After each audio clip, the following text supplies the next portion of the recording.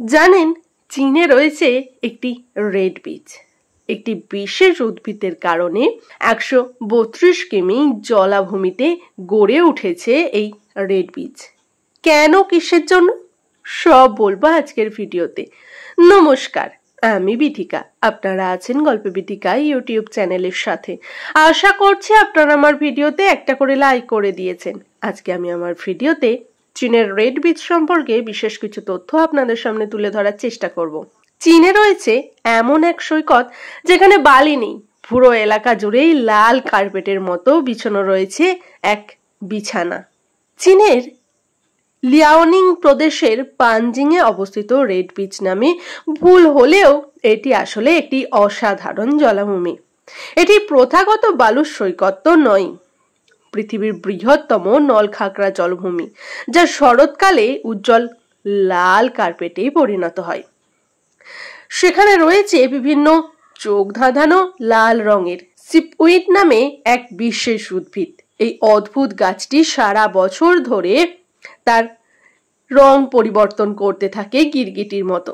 এপ্রিলে হালকা লাল কুঁড়ি, বসন্ত এবং গ্রীষ্মে সবুজ রং ধারণ করে, আগস্টে হয় উজ্জ্বল লাল, আর শীতে হয় বেগুনি, এবং সে সময়ই মৃত্যু হয় এই উদ্ভিদের।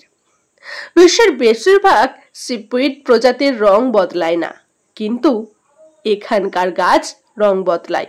উপকূলীয় এলাকায় অত্যাধিক লবণাক্ত ও ক্ষারকীয় মাটিতে টিকে থাকার জন্য এই বিশেষ রাসায়নিক প্রক্রিয়া ঘটে।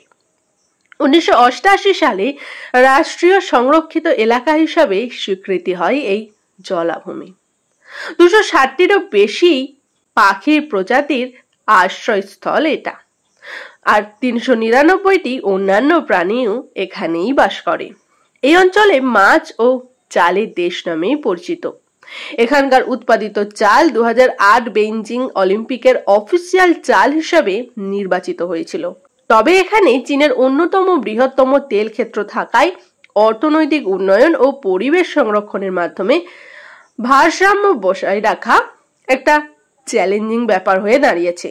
দর্শকদের জন্য শুধুমাত্র একটি নির্দিষ্ট খোলা অংশে, যেখানে 2000 মিটারের কাঠের বোর্ড ওয়ার্ক দিয়ে পরিবেশকে ক্ষতি না করে এই দৃশ্য উপভোগ করা যায়। সবচেয়ে ভালো দেখার সময় হলো আগস্ট থেকে অক্টোবর, যখন এই সিপউইড গাছ তার লাল রং ধারণ করে। কেমন লাগলো প্রকৃতির এই জাদু জেনে? তা আমাকে কমেন্ট করে জানাতে কিন্তু একদম ভুলবেন না।